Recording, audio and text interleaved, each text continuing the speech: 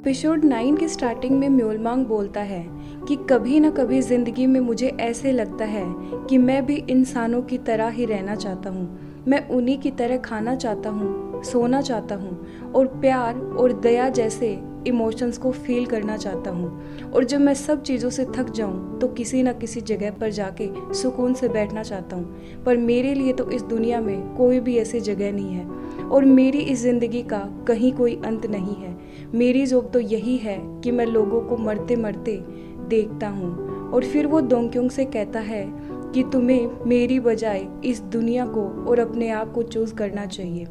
पर तभी दोंगक्योंग की आंट वहाँ आ जाती है और दोंगक्योंग ये देख के बहुत डर जाती है क्योंकि उसकी आंटी उसे बहुत तेज़ी से पीटने वाली थी क्योंकि उसने अपनी आंट को ये नहीं बताया कि उसे ब्रेन ट्यूमर है। उधर लीयून ने डिसाइड कर लिया था कि वो अपनी लाइफ में अब कोई भी रिग्रेट नहीं रखेगा और वो नाजीना के पास आता है। तो नाजीना एकदम से उसे देख के चौंक जाती है और फिर मिस्टर चा को वो आके बताती है कि मुझे लीयून से मिलने के लिए जाना पड़ेगा। फिर लीयून उसे बताता है कि मैं तुम्हें बहुत मिस करता हूँ और मैं इसीलिए कोरिया वापस आया हूँ कि मैं तुम्हें मिस करता हूँ, मैं तुम्हें अब भी बहुत लाइक करता हूँ। तो नाजीना बोलती है ये आदत तुम्हारी हमेशा से रही है, तुम वही चीज़ें करते हो जो तुम्हें पसंद है। और फिर वो उसे बताती है कि जब उसे पहली बार पता लगा था कि तुम अब्रोड जाने वाले हो तो मुझे बहुत गुस्सा आया क्योंकि तुमने मुझे ये बताना ज़रूरी भी नहीं समझा। और पास्ट में नाजीना उससे कहती है तुम्हें पता है कि मैं तुम्हें खुद से भी ज़्यादा पसंद करती हूँ और फिर भी तुम मेरे साथ ऐसा बिहेव कर रहे हो, ना ही तुम मेरे टेक्स्ट का रिप्लाई कर रहे हो। क्या तुम मेरे साथ ब्रेकअप करना चाहते हो? तो लीयून ने कहा था कि मैं अब्रोड तो जाना चाहता हूँ पर ये सब मैं कंटिन्यू करना चाहता हूँ। और अब नाजीना कहती है कि उस वक्त तुमने मुझे ये भी नहीं बताया कि तुम ब्रेकअप करने वाले हो, तुम्हारे पास इतने गट भी नहीं थे कि तुम मेरे फेस पर मुझसे ब्रेकअप कर सको। और मुझे याद है कि मैंने पूरा बारिश में तुम्हारा वेट किया था और अब मैं नहीं जानती कि मैं उस जगह पर वापस जाना चाहती हूँ या नहीं। और उन बातों को 9 साल हो गए हैं और जब भी मैं तुम्हें देखती हूँ तो वो चीज़ मुझे अपने पास्ट में फिर से वापस लेके जाती है। हो सकता है वो एहसास तुम्हारे लिए अच्छा रहा हो पर मुझे उन सब चीज़ों को याद करके बहुत ही घुटन सी फील होती है। उधर दोंगक्योंग तो दौड़ते दौड़ते थक चुकी थी और उसकी आंटी उसका पीछा ही नहीं छोड़ रही थी। और बाद में उसकी आंटी उसको पकड़ के बहुत ही डांटती है कि तुमने मुझे ये सब बताया नहीं। फिर उसकी आंटी का म्योलमांग के साथ इंट्रोडक्शन होता है और वो बोलती है कि दोंगक्योंग मुझे तुम्हारे बॉयफ्रेंड के बारे में सब पता है। और फिर सोंगक्योंग ने आंट को म्योलमांग के बारे में सब बता दिया था।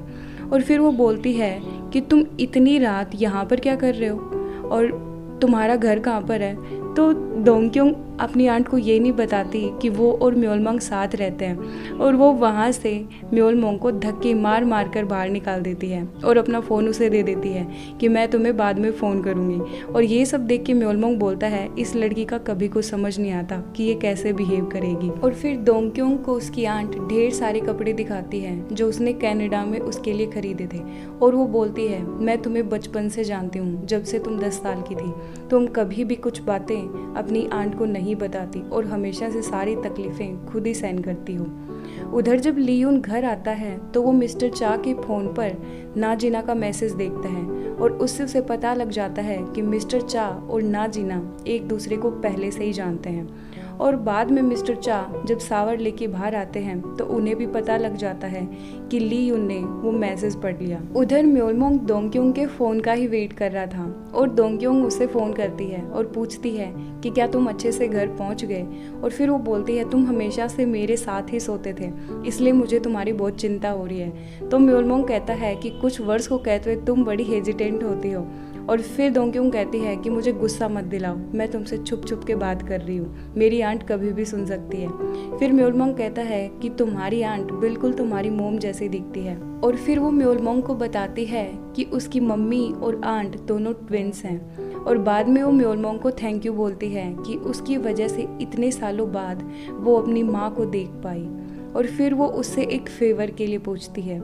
अगले दिन का सीन हमें दिखाते हैं हॉस्पिटल का और हॉस्पिटल में म्योलमांग दोंगक्योंग की आंट से कहता है कि अभी हमारे पास एक नई ड्रग आई है और जिसके लिए हम कुछ वॉलेंटियर्स चुन रहे हैं और उनमें से एक है दोंगक्योंग। और अभी दोंगक्योंग को इतनी ज़रूरत नहीं है कि उसे हॉस्पिटल आना पड़े। तो उसकी आंट कहती है कि क्या हमारी दोंगक्योंग बच जाएगी? जिस पर म्योलमांग कहता है कि मैं हर हाल में दोंगक्योंग को बचा के रहूँगा। और फिर दोंग्योंग ये उसकी तरफ सरप्राइज होकर देखती है। बाहर आकर उसकी आंट बोलती है, तुमने भी तो बताया था कि तुम्हारा बॉयफ्रेंड एक डॉक्टर है, पर देखो इस वाले डॉक्टर से तो तुम्हारा बॉयफ्रेंड स्मार्ट नहीं है। तो दोंग्योंग कहती है कि आंटी ऐसा मत कहिए। फिर वो बोलती है, मैं समझ गई कि तुम अपने बॉयफ्रेंड से कितना प्यार करते हो, और वैसे भी वो कितना अच्छा है, तो इस बात से कोई भी फ़र्क नहीं पड़ता कि वो ज़्यादा अच्छा दिखता है या नहीं। और फिर वो बताती है कि उसके अंकल ने सियोल में ही एक घर खरीद लिया है ताकि हम लोग तुम्हारे साथ रह सकें, और वो वहाँ से चली जाती है। फिर म्योलमोंग वहाँ पर आता है और दोंग्योंग का हाथ पकड़ लेता है। तो दोंग्योंग कहती है, मुझे मेरा फ़ोन चाहिए, और फिर वो उसे एक शॉप में लेके जाती है और वहाँ पर वो उसके लिए एक नया फ़ोन खरीदती है। और वो बोलता है कि मुझे इसकी ज़रूरत नहीं है। तो वो बोलती, क्या पता आगे से वैसी सिचुएशन फिर आ गई तो हम बात तो कर पाएंगे ना, मैं बहुत आगे की सोचती हूँ। और फिर वो उसमें अपना नंबर सेव कर देती है दोंग्योंग के नाम से, और साथ ही साथ म्योलमोंग का नंबर ह्यूमन के नाम से सेव कर ले। और म्योलमोंग उसे बोलता है कि कल सोने से पहले तुम मेरे साथ बात करके बहुत खुश थी, कहीं तुम इसलिए मुझे फ़ोन तो नहीं दिला रही। और बाद में वो दोंग्योंग को उसके सामने फ़ोन करके कहता है कि क्या तुम फ्री हो। तो दोंग्योंग कहती हाँ। तो वो बोलता है, चलो ठीक है, हम दोनों साथ में हैंग आउट कर। उसके बाद में म्योलमोंग उसे एक आइलैंड पर लेके जाता है और उसे एक कैमरा गिफ्ट करता है। वहाँ पर हम एक बच्चे और उसकी दादी को देख पाते हैं जो अपने टीचर का इंतज़ार कर रहे थे, और आज इस बच्चे की ग्रेजुएशन सेरेमनी थी। पर उसकी दादी उसे बताती है कि आज इस आइलैंड पर कोई बोट नहीं आई, तो हो सकता है तुम्हारे टीचर नहीं आए। पर इतनी ही देर में उसके टीचर आ जाते हैं, और ये देख के वो बच्चा और दादी बहुत ही खुश थे कि आज उसके टीचर आ गए। और फिर हम देख पाते हैं ये टीचर और कोई नहीं बल्कि म्योलमोंग था। उसके बाद में दोंग्योंग भी वहाँ पर आती है और म्योलमोंग उन सबको बताता है कि दोंग्योंग यहाँ पर उनके ग्रेजुएशन सेरेमनी की फ़ोटोज़ लेने आई है, और दोंग्योंग उन सब की ग्रेजुएशन सेरेमनी की फ़ोटोज़ लेती है। फिर बाहर आके म्योलमोंग उसे बताता है कि ये स्कूल भी जल्दी ही डिसअपीयर होने वाली है। ऐसी चीज़ें भी डिसअपीयर होती हैं। इस आइलैंड पर ना ही तो पढ़ने वाले बच्चे बचे हैं, और ना ही यहाँ पर जो टीचर पढ़ाता था वो बचा है, क्योंकि वो टीचर अब मर चुका है और अपनी आफ्टर लाइफ जा चुका है। फिर दोंग्योंग म्योलमोंग से कहती है कि वो लड़की जिससे मैं उस दिन गार्डन में मिली थी, मैं उससे पहले भी हॉस्पिटल में मिल चुकी हूँ, और उस दिन उसने पेशेंट का गाउन पहन रखा था और वो बहुत बीमार लग रही थी। तब म्योलमोंग उसे कहता है कि वो हमेशा ही बीमार रहती है, वो जब भी जन्म लेती है वो तब भी बीमार रहती है, और फिर वो दर्द में तड़पती रहती है और ऐसे ही मर जाती है। मरने के बाद वो फिर से जन्म लेती है और फिर वही वो दर्द में तड़पती रहती है, क्योंकि इसी तरह ये दुनिया चलती है। लोगों ने जितने भी पाप किए हैं वो सब का फल देवी को भोगना पड़ता है, और यही उस देवी का कर्तव्य है। ये सुन के दोंग्योंग कहती है कि पहले मुझे लगता था कि मेरी लाइफ ही सबसे ज़्यादा मिजरेबल है, लेकिन अब मैं जान सकती हूँ कि इस दुनिया में मेरे से ज़्यादा दुखी भी और कोई लोग भी हैं। उधर दोंग्योंग की आंट को दिखाते हैं जो अपनी बहन की फ़ोटो के सामने रो रही थी, और वो बोलती है, मुझे पता है कि तुम दोंग्योंग को बहुत मिस करती हो, लेकिन उसे अपने पास इतनी जल्दी मत बुलाओ, उसे कम से कम थोड़े से दिन तो मेरे पास रहने दो। उसके बाद दोंग्योंग कहती है कि इस जिंदगी में मैंने एक चीज़ सीखी कि कोई भी चीज़ स्थायी नहीं है, और हमेशा हम उन्हीं चीज़ों के लिए जीते हैं जो कुछ पल में नहीं रहेंगी। किसी भी इंसान को हमेशा के लिए प्यार करना पॉसिबल नहीं है, लेकिन किसी इंसान को हमेशा के लिए खो देना बिल्कुल संभव है। और हम हमेशा कुछ रिग्रेट और कुछ ड्रीम को लेकर ही जीते रहते हैं, और वहीं कुछ लोग ऐसे हैं जो दूसरों के लिए और प्यार के लिए जीते हैं। और वो ये सोचते हुए म्योलमोंग का नंबर देखती है जो उसने ह्यूमन के नाम से सेव कर रखा था। फिर वो म्योलमोंग को एक शॉपिंग मॉल बुलाती है और कहती है, आज मैंने मेरा पूरा मन बना लिया कि मैं बहुत ज़्यादा शॉपिंग करने वाली हूँ। और फिर वो अपने भाई के लिए ढेर सारे जूते खरीदती है। उसके बाद अपनी फ्रेंड नाजीना के लिए बहुत ही अच्छा फाउंटेन का पेन खरीदती है, और फिर अपनी आंट के लिए एक बहुत ही प्यारा बैग लेती है। और फिर वो उसे बोलती है कि अब हम मेरे लिए कुछ करेंगे, और वो म्योलमोंग को एक फ़ोटो स्टूडियो लेके जाती है जहाँ पर वो अपने दोनों की फ़ोटो लेती है। तो म्योलमोंग कहता है, तुम ऐसा क्यों कर रही हो, बाद में सिर्फ मैं ही ऐसा बचूंगा जो इस फ़ोटो को देखता रहूँगा, क्योंकि तुम तो यहाँ से चली जाओगी। और फिर वो दोनों घर आ जाते हैं, और बाद में दोंग्योंग उस फोटो को म्योलमोंग के वॉलपेपर पर लगा देती है। बाद में म्योलमोंग उसे ड्रीम में लेके जाता है और वो अपने ड्रीम में देखती है कि ये एक बहुत ही अच्छा रेस्टोरेंट था। और फिर वो उसे बोलती है कि तुम तो खाते भी नहीं हो और सोते भी नहीं हो। तो म्योलमोंग कहता है कि लेकिन अब मैं सिर्फ तुम्हारे लिए ही यहाँ पर खाऊंगा।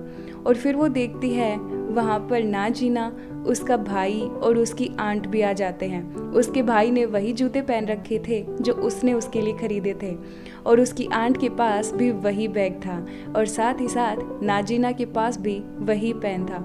और फिर वो सारे के सारे लोग वहाँ पर डिनर एंजॉय करते हैं और उन सब को देख के दोंगक्योंग बहुत ही ज़्यादा खुश थी और उसे इस बात का दुख भी हो रहा था कि कुछ समय के बाद वो इन सब लोगों को देख नहीं पाएगी। फिर हम देखते हैं अगले दिन सुबह दोंगक्योंग उठती है और उसका ड्रीम टूट जाता है। बाहर आकर वो देखती है उसकी आंट, नाजिना और भाई सभी वहाँ पर थे और उन लोगों ने उसके लिए ढेर सारा खाना बना रखा था। फिर वो लोग वहाँ पर खाना एंजॉय करते। उधर म्योलमोंग गोडेस से मिलने के लिए हॉस्पिटल जाता है और गोडेस पर्दे के पीछे होती है। तो वो बोलता है कि आज के बाद मैं सिर्फ आपकी बातें सुनूंगा और साथ ही साथ मैं आपके सामने सरेंडर कर रहा हूँ और आज के बाद मैं एक अच्छा बच्चा बनूंगा। आपको जिस बात का डर है कि वो कहीं वर्ल्ड में तबाही ना ला दे, मैं ऐसा कभी नहीं होने दूंगा। और साथ ही साथ मुझे आप पर कभी गुस्सा नहीं आया। गुस्से से ज़्यादा मैंने आपके लिए हमेशा सॉरी फील किया कि आपको इतना सब कुछ झेलना पड़ता है। और बाद में वो वहाँ से चला जाता है और पर्दे के पीछे हम देखते हैं कि गोडेस को खून की वॉमिटिंग हो रही थी, यानी वो बहुत जल्द फिर से मरने वाली। उधर दोंगक्योंग का ऑफिस दिखाते हैं और उसका सीईओ बहुत ही गुस्से में था क्योंकि जब से दोंगक्योंग ने ऑफिस छोड़ा था बहुत सारे राइटर ने उनके साथ काम करने से मना कर दिया, ना जीना और यंग प्रिंस और बहुत सारे राइटर। और ये सोच के वो बहुत गुस्से में था क्योंकि दोंगक्योंग उसका फ़ोन भी नहीं उठा रही थी और वो मिस्टर चा को बोलता है कि तुम सब लोगों को अरेंज करना चाहिए कि कैसे तुम दोंगक्योंग को मनाओ या फिर राइटर को मनाओ। तो मिस्टर चा बोलते हैं ये सब मैस आपने क्रिएट किया है और आपको इन सब की रिस्पॉन्सिबिलिटी लेनी चाहिए। और बाद में मिस्टर चा और सारे लोग वहाँ से चले जाते हैं और सीईओ को तो समझ नहीं आ रहा था कि उसे इस सिचुएशन में क्या करना। उधर मिस्टर चा अभी भी ना जीना का मैसेज देख रहे थे और सोच रहे थे कि वो ली उनको क्या जवाब दें कि वो ना जीना को पहले से ही जानते हैं। और वो उससे बात करने के लिए रेस्टोरेंट चले जाते हैं और वहाँ पर हम देख पाते हैं कि ली उनको ये पता था कि उस दिन मिस्टर साथ जिस लड़की को उससे बचाने की कोशिश कर रहे थे वो ना जीना ही थी और वो उन दोनों के बारे में पहले से ही जानता है। फिर वो जब दोनों लिफ्ट में बातें करते हैं तो वो मिस्टर चा से पूछता है कि आप ना जीना को कब से जानते हो, पर फिर बाद में वो वहाँ से चला जाता है कि उसे कोई ज़रूरी काम है और वो ना जीना को फ़ोन करके कहीं मिलने के लिए बुलाता है। और जब वो उससे मिलता है तो वो उससे पूछता है कि क्या तुम किसी और को डेट कर रही हो या तुम किसी और को पसंद करती हो, तो मुझे उससे कोई फ़र्क नहीं पड़ता, मैं तुम्हारा पहला प्यार हूँ। उधर दोंगक्योंग म्योलमांग से पूछती है कि क्या मैं खुद को जिंदा रखने की विश नहीं मांग सकती, तो म्योलमांग मना कर देता है और वो बोलता है मेरी जॉब तो सिर्फ चीज़ों को डिस्ट्रॉय करना है और ये विश मैं तुम्हें नहीं दे सकता। फिर वो बोलती है मुझे पता था पर फिर भी मैं एक बार पूछना चाहती थी, क्या तुम उन सब लोगों की माइंड को सुन नहीं सकते? मुझे पता है वो सारे लोग ऊपर से सिर्फ हंसने का दिखावा कर रहे हैं ताकि मुझे दुख ना हो, लेकिन अपने मन के अंदर ही अंदर वो लोग बहुत दुखी हैं और मैं उन सब लोगों के लिए ज़िंदा रहती हूँ। तुम मुझे बताओ कि जब तुम मुझे देखते हो तो तुम्हारे माइंड में क्या आता है? तुम भी तो मुझे बार बार यही हिंट देते हो ना कि मुझे ज़िंदा रहना चाहिए, लेकिन फिर भी मुझे तुम्हारी आंखों में सिर्फ मौत दिखाई देती है। और बाद में वो वहाँ से चली जाती है और म्योलमांग कुछ भी नहीं कह पाता। बाद में म्योलमांग एक पेड़ को देख रहा था और एक आदमी वहाँ पर आके बोलता है कि अतीत में इसके जो फ्लावर्स थे वो कितने सुंदर थे। फिर म्योलमांग बोलता है कि ये पेड़ मरने वाला है, तो वो आदमी कहता है बिल्कुल हमारी तरह, पास्ट में इसके फूल कितने सुंदर थे और देखो कितने शर्म की बात है, मैं सोच रहा था कि ये फूल हमेशा ही रहेंगे, लेकिन आज वो यहाँ से चले गए। और ये सुन के म्योलमांग को याद आता है जब दोंगक्योंग उससे पूछती है कि जब तुम मेरी तरफ देखते हो तो तुम्हें क्या नजर आता। फिर म्योलमोंग कहता है, पहले मुझे लगता था कि मैं लोगों को उनके आखिरी समय में मिटते हुए देख सकता हूँ, लेकिन तुम्हारा मेरे से दूर जाने का ख्याल मुझे बहुत ही डरा देता है और मुझे बहुत डर लगता है कि मैं तुम्हें अब ज़्यादा नहीं देख पाऊँगा, तुम मेरी दुनिया से चली जाओगी। और वो वहाँ से दौड़ते दौड़ते हुए दोंगक्योंग के घर पर आ जाता है। और फिर दोंगक्योंग समझ नहीं पाती कि म्योलमोंग इतनी हड़बड़ी में उसके पास क्यों आया है, और वो उससे पूछती है कि क्या हो गया। तो म्योलमोंग कहता है, मैं तुमसे बहुत ही प्यार करता हूँ और तुम्हारे साथ ही रहना चाहता हूँ। और ये देख के दोंगक्योंग बहुत ही सरप्राइज होती है और यहीं पर ये एपिसोड ख़त्म होता है।